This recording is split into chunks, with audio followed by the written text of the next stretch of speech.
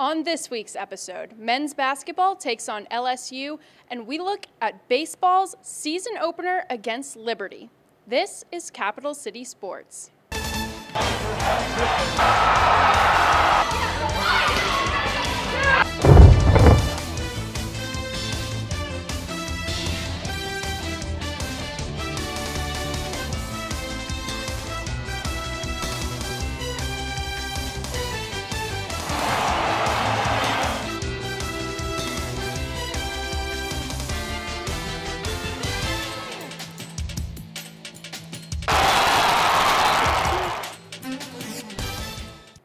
Hello and welcome to this week's episode of Capital City Sports.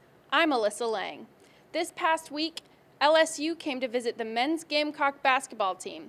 I was there at Colonial Life Arena covering all of the action. Let's take a look at the highlight. The LSU Tigers came to the CLA last Thursday to help celebrate Valentine's Day with the Gamecocks. Both teams were very sloppy out of the gate, going a combined 1 of 12 from the floor. The Gamecocks had some very, very sloppy play, which of course, plays like that not received well by Coach Martin. As you can see, not a happy guy.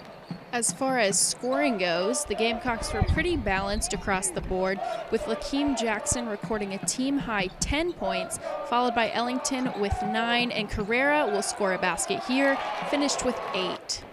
And even though it was a tough night for the Gamecocks, they did have some exciting moments. Bruce Ellington will try to take it to the basket for the layup. Who's behind him but Lakeem Jackson with the dunk. The Gamecocks were able to work around the LSU defense a little bit here. Brian Richardson getting free for the 3. And again here, Eric Smith hits Michael Carrera, who hits Bruce Ellington, who then dumps it off to Lakeem Jackson, and you know Lakeem is going to make that shot. Another bucket for the Gamecocks. Maybe it had something to do with Coach Martin's vigorous coaching from the sidelines. The guys were getting hot here. Bruce Ellington takes it, dribbles around, steps back, takes the shot, and there's a 3 for Ellington. But despite all those beautiful plays, LSU just proved to be too much for South Carolina. Here, Charles Carmouche patiently dribbling around. Brian Richardson gets the steal, passes it off to Smith, who then has it stolen from him by Anthony Hickey, who passes it off to Johnny O'Brien, who gets the basket. O'Brien had a double-double for the night, went for 30 points and 10 rebounds.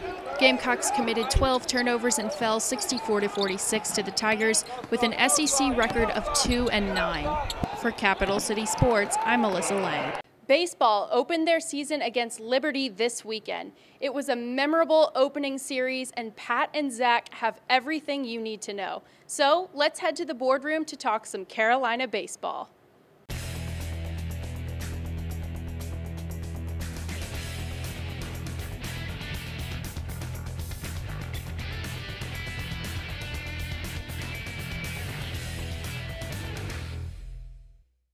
Hello, ladies and gentlemen, and welcome into the boardroom. I'm Pat Cloney, joined by baseball expert Zach Brown.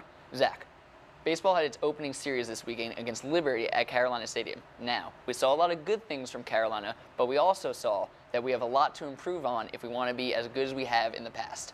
We'll start with Game 1. We defeated Liberty by a score of 4-3. The big concern we had in this game were a lot of fielding errors. We made 3 errors in this game. Zach, talk to me a little bit about how we can improve on those errors. We did make a couple errors in this game, Pat, and I'll somewhat attribute it to being the first game of the season, just getting a little first game bugs out of the system. Everyone's just kind of nervous to hit the field for the first time and see some live action. Joey Pancake made an error at shortstop. The ball went right between the 5-hole, right between his legs, came up on it too fast, was too anxious, he's trying to rush things. He needs to slow down, be a little bit more calm in the field, and I think that'll even out as the season progresses. Another error by the third baseman, Chase Ferguson. Made a throwing error to first base. Didn't hit L.B. Dantzler on a line. Guy was safe at first base. Again, probably just trying to rush the ball. As a third baseman, I know it's sometimes hard to make that throw and be calm with it, but they got to realize that they have all the time in the world because they are college athletes and they're fast at what they do. T.J. Costin in right field just bobbled the ball that came to him. Guy was able to make a great play on the base paths, make a second base on something that should have been a single. In the long run, it didn't hurt us, but what we learned from it is that we do need to relax a little bit. We need to go through the motions a little bit more smoothly and come out cleanly in the field, because if we do that, we'll be able to beat some teams. Now we'll turn to the offensive side of the ball in the first game. We saw that we were a little sloppy also on the offensive side of the ball, but the one hero in this game proved to be L.B. Dantzler. Zach, talk to me a little bit about Dantzler's success. Dantzler was Carolina's offense in the first game. First off, the first pitch he saw of the season, he took a hack. Drove one deep into the stands in right field. Great ball player, great swing, went yard with the first cut of the season. That's always good to see. Another play, in the 6th inning, Dantzler dropped one into deep right center that was a sac fly that got the runner from third home. 2 RBIs, great game for Dantzler. I look forward to seeing what he can do later on in the season. And we'll move now to game 2 of the series, which actually took place on Sunday due to a rainout on Saturday. Zach, Gamecocks defeated Liberty 8-7. And a huge positive in this game was we saw some of the resiliency from years past for the Gamecocks. We scored all of our 8 runs in the final 2 innings. Tell me how we did this. You're right. The Gamecocks did show a glimpse of years past in Gamecock teams that were more seasoned and more veteran players. Despite being a very young team and not having a whole lot of experience on a Gamecock field, we did show glimpses of years past where Gamecock teams had a little bit more time under their belt and experience in coming back from deficits. Late in the game, we were down 7 runs. Bottom of the 8th inning, we just decided that we were going to get hot. And 7 runs is a lot. And in 2 innings to put up an 8 spot, that's very good to see. It's great to see that this Gamecock team, despite being young and unseasoned, can come through in the clutch and put up large amounts of runs when we need them. Another positive to see in the second game was production from all parts of the lineup. We had 6 hits on the day, one coming from almost every player in the Gamecock lineup, all up and down. Tell me a little bit about what this means. The Gamecocks had 6 hits in the game on Sunday, the first game of the doubleheader, and it's great to see that our entire lineup came through in the clutch. A lineup is supposed to be something that's crafted to enhance production from all sides of the lineup, and it's great to see that Chad Holbrook was able to do this with this young team. We had 6 hits, and although Joey Pancake, one of our very important players on the season, didn't have a hit, he did have a sacrifice fly in the late innings, which doesn't count as a hit, nor does it count as an at-bat. But production in a baseball game is very important. And last season, we lacked the capability a lot of times to capitalize when we had runners in scoring position. Baseball is not like football. Points, or in this case runs, are at a premium. So it's good to see that when we had the opportunities, we made good use of them. Another offensive positive for the Gamecocks on Sunday was Tanner English. He was dropped down in the lineup for the game number 2, but he performed like the leadoff hitter he should be. Zach, explain this to me. Tanner last season was, in my opinion, slightly below what I expected. I expected him to be more dynamite at the plate because I knew that he had the wheels that he does. This season, it's very, very nice to see that even though he was dropped down a little bit in the lineup, he didn't get discouraged. He came back out and he helped his team win, acting as though he was a leadoff hitter. He went 1 for 2 on the day with 2 walks. That means he was on base 75% of the time. A 750 on-base percentage is amazing. That's great. Stats-wise, you don't see that. And with his wheels, he can cause huge amounts of damage to opposing teams. Now game 3, which was also played on Sunday because of the rainout, was another 1-run game. But this time, Liberty defeated the Gamecocks by a score of 3-2. One thing we did notice from this game was that Carolina played solidly defensively, not getting a single error. That's a positive, and we hope we can transition that for the future. Now, even though we only scored 2 runs in a less than stellar offensive game, there were a couple shining stars who will prove to be important later in the season. We'll start with Graham Psycho. Zach, tell me how Psycho did during this game.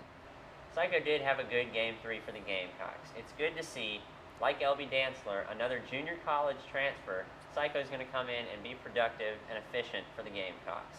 Psycho went 2 for 4 on the day. That shows that he improved on the weekend. Didn't start out as hot as I wanted him to, but he did get better. And I'll attribute that to simply being his first game in Division I baseball. He improved on the weekend. Look for dynamite from Graham Psycho later in the season. Another key player who had 2 hits in this game was freshman star from last year, Joey Pancake. This is a huge positive for the Gamecocks. Explain why. As we've mentioned before, Chad Holbrook, the head coach for the Gamecocks, has said multiple times that Joey Pancake's season will affect the outcome of the Gamecock season as a whole. Joey went 2 for 2 with an RBI and a run in Sunday's Game 2 of the doubleheader. This is great to see since Joey will be hitting in the meat of our lineup, and we expect big things from him. Look for Joey later in the season. Now, another player who had a fantastic game for us was Grayson Griner. Although he only had 1 hit, he also had a walk on the day. Zach, explain what this means for Griner's future. Griner was 1 for 2 on the day with a walk. This shows that he has put more plate discipline into his approach to the plate. That's good to see. Last year, Griner was a little bit high on the strikeout count. This season, it's good to see promising signs early on that he's worked on it in the offseason and he's approaching it with a more seasoned outlook. He'll be big for the Gamecocks later this year. That'll do it for our offensive and defensive look at the first series for the Gamecocks this year. Stay tuned. We'll be back to break down the pitching from this weekend's series against Liberty.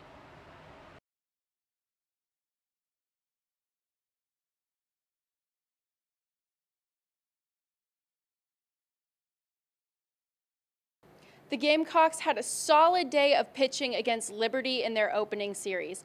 Let's head back to the boardroom where Pat and Zach will break it down for us.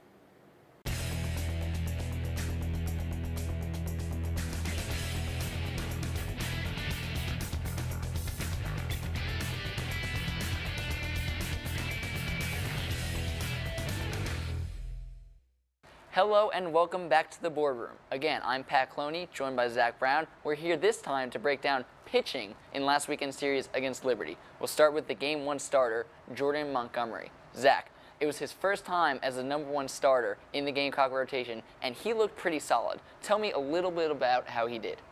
Montgomery, informally known as Gumby, came out strong as Carolina's Friday night starter this weekend against Liberty. He sat down 5, striking out 5 Liberty players, only giving up 2 walks. No earned runs on him this weekend. That's a great start. Look for more dynamite performances by Jordan Montgomery as a Friday night starter for the Gamecocks. Another positive on the pitching side for Carolina on Friday was Tyler Webb. He came in just a 1-run game in the 8th inning. Really shut the door for Carolina. That bodes well for the rest of the season with Webb as a closer. Now we'll move on to Game 2. The starter in this game, Colby Holmes. He was strong also for the Gamecocks, allowing just 2 earned runs. Zach, tell me a little bit about how he did. That's right. Carolina's flamethrower came in this weekend less erratic than he was last season. This season, he came in and started Game 2 of the doubleheader on Sunday. Colby went 6 1/3. That's a great performance. He sat down 4 with 4 Ks, only walked 2 batters. That's a good performance. Look for more from Colby Holmes. However, a little downside, actually a big downside from Game 2, was the performance of the bullpen. We mentioned Tyler Webb was strong in Game 1, but in Game 2, we realized that aside from Webb, we really have a lot of questions in the bullpen. Zach, talk to me a little bit about this. That's right. We had Jack Wingcoop, Carolina's true freshman, come in as the first reliever. He didn't do quite as well as many of the experts were saying he would. Gave up some walks, didn't even go a full inning, and was pulled very quickly from the game. Like you said, other than Webb, Carolina's bullpen looks a little bit shaky from this weekend. Look for Holbrook, and more importantly, Coach Jerry Myers, the pitching coach for the Gamecocks, to get the bullpen under order. Now, Game 3 starter was Nolan Belcher, who, I gotta be honest, I had a little doubt about being a starter coming off of last year as a pretty solid reliever. However, he had a great game. Zach, tell me a little bit about how he did. The 5'8" southpaw came out and hit the mound hard this weekend. Throwing lefty, he has a very, very good curveball, or the deuce as I like to call it. He went strong, didn't give up a whole lot of runs, other than a poor performance in the 4th, which only resulted in a home run and a triple. A couple of runs. He performed well. Other than that, he had a great day. Positive start for Carolina's pitching in this series. Don't go away. We're coming back in a little bit to break down this weekend's series against Albany. This is the boardroom.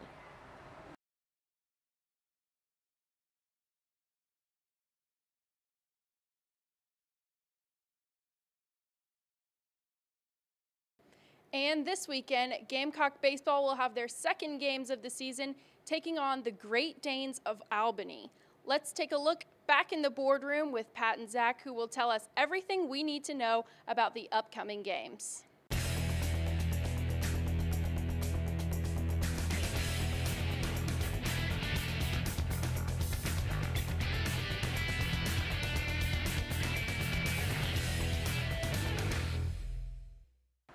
Hello again, ladies and gentlemen. Welcome back to the boardroom for our final segment of the week. He's Zach Brown. I'm Pat Cloney. We're here to break down the upcoming series against Albany for Carolina this weekend.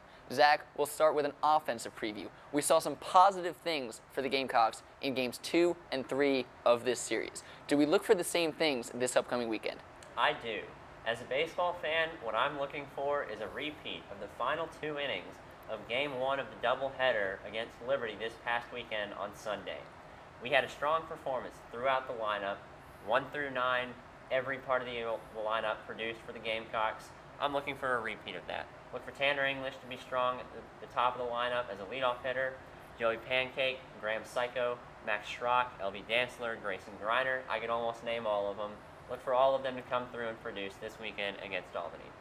Pitching-wise, we saw some strong performances from all 3 starters as well as closer Tyler Webb. Now what I want to know is, do we see the same starting rotation this weekend? And also, how does Chad Holbrook fix our pitching woes in the bullpen minus Tyler Webb? If I'm Jerry Myers and Chad Holbrook talking with each other this week, preparing for Albany, I throw the same 3 guys out there starting Friday through Sunday. We had a strong starting rotation this past weekend. I expect the same thing. The relievers, a little bit of a toss-up. I'll be interested to see how Jerry Myers fixes the rotation as far as relievers go from the bullpen before Tyler Webb. Tyler Webb was a closer this weekend. He performed well, shut the door in a 1-run game, finished the deal. However, before that, we were a little bit shaky. I'm interested to see what Jerry Myers, and since it's the beginning of the season, in a series that has less importance, if I'm Jerry Myers, I mix it up a little bit, give someone else a chance, and see what happens.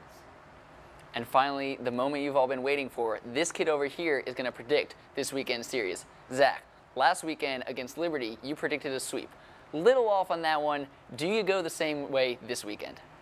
This past weekend, I predicted a sweep against Liberty, the Liberty Flames. However, that was a little bit preemptive. I didn't do my homework. Liberty is predicted this season to win the Big South over Coastal Carolina for the first time in a couple years.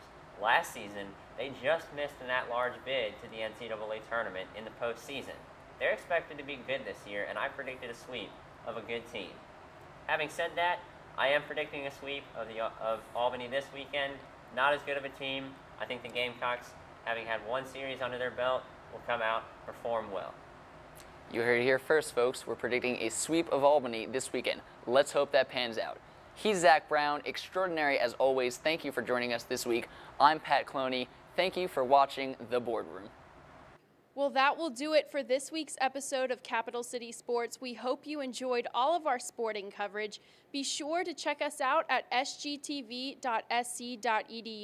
Follow us on Twitter at CCS on SGTV, as well as Facebook at CCS on SGTV. And for all of us here at Capital City Sports, thanks for watching. We'll see you next week.